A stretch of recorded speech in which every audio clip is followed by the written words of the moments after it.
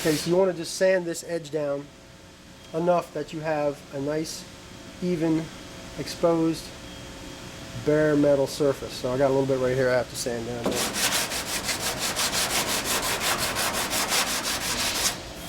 You do not want to sand too far out on this edge or out around the corner.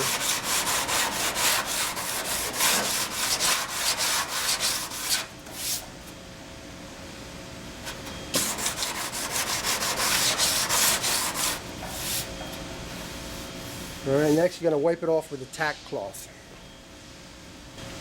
All I'm using here is some 91% alcohol and a clean rag. But you want to remove any and all dust that might be on there.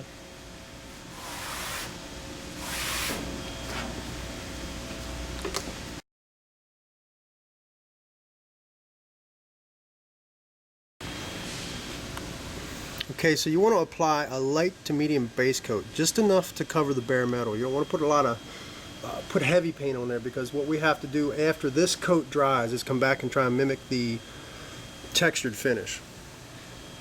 So the next step is to apply some dry spray to this area right here to make this mimic this. You want to keep the paint can about 2 foot away from the surface that you're spraying. And the reason for that is it will allow the paint particles to dry a little bit before they adhere to this surface, and that will help to mimic the textured finish.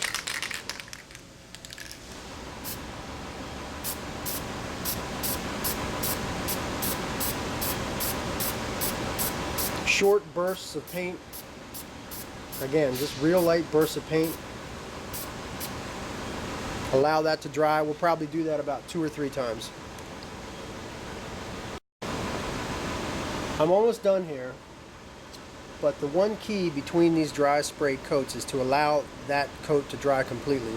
Otherwise you're putting wet paint on top of wet paint, and instead of having a textured finish, it's going to wind up washing in or making a nice smooth surface. So again, the idea here is at arm's length.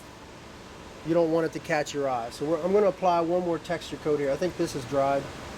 I will apply one more texture coat and see what it looks like.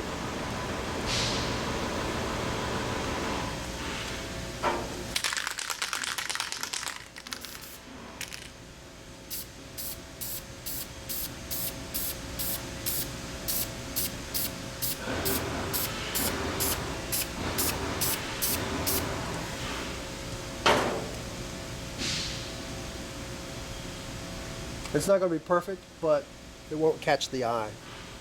That's what we're looking for.